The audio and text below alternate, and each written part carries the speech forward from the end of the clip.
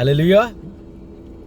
मेरे अजीजों, आपने बहुत सारी तलवारों के बारे में सुना होगा और बहुत सारी तलवारों को देखा भी होगा, लेकिन आज मैं आपसे रूह की तलवार के बारे में बात करूंगा।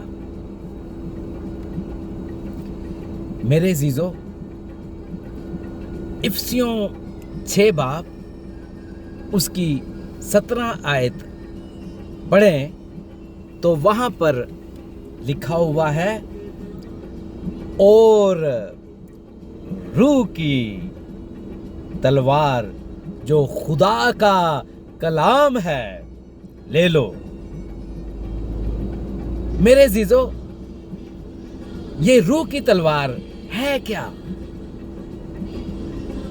इफिसियों 6 बाब में जिन रूहानी हथियारों का जिक्र किया गया है, जिन वेपन्स का जिक्र किया गया है, उनमें रूह की तलवार वाहिद हथियार है जो हमला करने के लिए भी इस्तेमाल होता है। मुकद्दस अंजील हमें यह बताती है कि तलवार खुदा का कलाम है। इसका मेरे अजीजों ये मतलब नहीं कि हम दूसरे लोगों के खिलाफ लड़ें, बल्कि खुदा के कलाम के जरिए झूठ, आजमाइश, गुनाह और इब्लीस के हमलों का मुकाबला करें। खुदा के कलाम को तलवार क्यों कहा गया है, ये एक सवाल उठता है।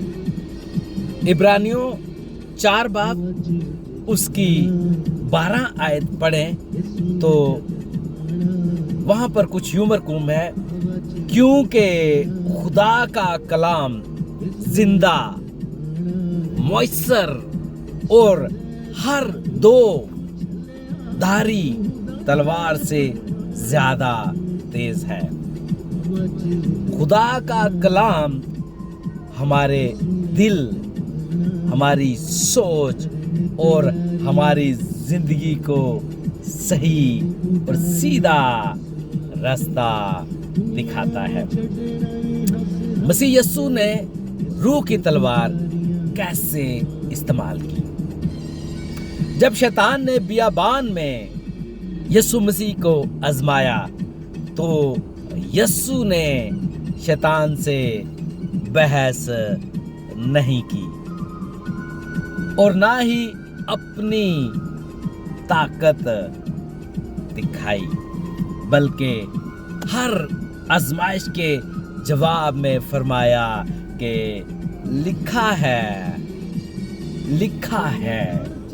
मत्ती रसूल की अंजील 4 बाब 1 से 11 आयत में हम खुदावंद यस्सु मसीह की आजमाइशों का जिक्र सुन सकते हैं और पढ़ सकते हैं, जब खुदावंद यस्सु मसीह 40 दिन तक इब्लीस से आजमाया जाता रहा।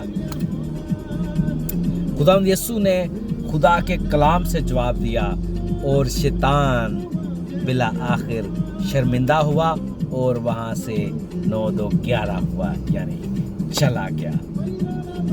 यह हमारे लिए भी मिसाल है कि आजमाइश में हम खुदा के कलाम को याद रखें और उसको मौसर तरीके से इस्तेमाल करें। हमारा सबसे मजबूत वेपन खुदा का कलाम है, जिसे 2-धारी तलवार कहा गया है। मेरे अजीजों, रूह की तलवार रोजाना कैसे इस्तेमाल की जाए? खुदा के कलाम को सिर्फ पढ़े नहीं, बल्कि समझें और उस पर अमल करें। खुदा के कलाम की आयत को जुबानी याद करें ताकि आजमाइश के वक्त उनको दोहरा सकें, जैसे खुदावंद यीशु मसीह बार बार कलाम मुकद्दस से हवाला जात देकर इब्लीस को शर्मिंदा कर रहे थे। हर फैसले को खुदा के कलाम की रोशनी में देखें। अपनी राय से ज्यादा खुदा के कलाम को अहमियत दें। अगर हमारे पास रूह की तलवार ना हो तो क्या होगा? मेरे अजीजों, हम झूठ को सच समझ बैठेंगे, आजमाइश में जल्द गिर जाएंगे, गलत तालीमात से धोखा खा जाएंगे, मुश्किल वक्त में खुदा के वादों को भूल सकते हैं। मेरे अजीजों, हम अपने आसमानी बाप से आज कहते हैं कि आए आसमानी बाप, आप भी मेरे साथ ये कहें, आए आसमानी बाप, अपने कलाम से हमें मोहब्बत करना सिखा, मेरी समझ को और अक्ल को खोल ताकि मैं तेरे कलाम को जानूं और उस पर ईमान रखूं और अपनी जिंदगी में उस पर अमल करूं। और जब आजमाइश आए तो मुझे अपने कलाम के जरिए मजबूती से कायम रखना, मसीह यीशु के वसीले से। मेरे अजीजों,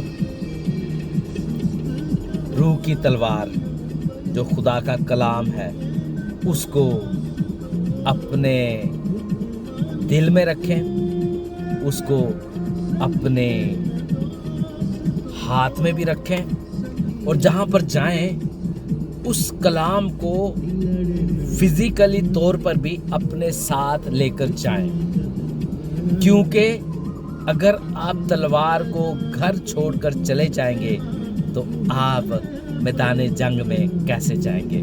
और हमें जो जंग दरपेश है वो इस दुनिया की जंग नहीं है, बल्कि इब्लीस और उसके जो रूहानी मकामात हैं उससे हमें जंग दरपेश है। तो मेरे अजीजों, इस जंग में हम उसी वक्त कामयाबी हासिल करेंगे जब हम खुदावंद के कलाम को सीखेंगे, खुदावंद के कलाम को अपने बच्चों को सिखाएंगे और खुदावंद के कलाम के ऊपर अमल पैरा होंगे। मेरे अजीजों, आज की इन सारी बातों के वसीले से खुदावंद आपको बरकत दे, मैं आपके लिए दुआ करूँगा। खुदावंद आज जो भी इस वीडियो को देख रहा है वो खुदावंद यीशु के नाम से बरकत पाए। और खुदावंद अगर किसी की जॉब साइट पर मसला है, यीशु के नाम से उसका सारा मसला हल हो। अगर किसी भाई के इकामे में मसला है, किसी भाई के पासपोर्ट में मसला है, किसी भाई के और इसी तरह के डॉक्यूमेंटेशन में प्रॉब्लम है, यीशु के नाम से सारी प्रॉब्लम्स दूर हों। खुदावंद खुदा, हम तेरी पहचान में, तेरे इरफान में बढ़ते चले जाएं। खुदावंद खुदा, तेरी पहचान में, तेरे इरफान में बढ़ते चले जाएं। खुदावंद खुदा, एक एक को बरकत देना। खुदावंद खुदा, इस स्क्रीन के दूसरी तरफ जो कोई भी है वो यीशु के नाम से बरकत पाए। आमीन, आमीन, आमीन। मेरे अजीजों, खुदावंद आज के कलाम के वसीले से आपको बरकत देगा। आप ईमान रखें और रूह की तलवार से लेस रहें। God bless you. आमीन।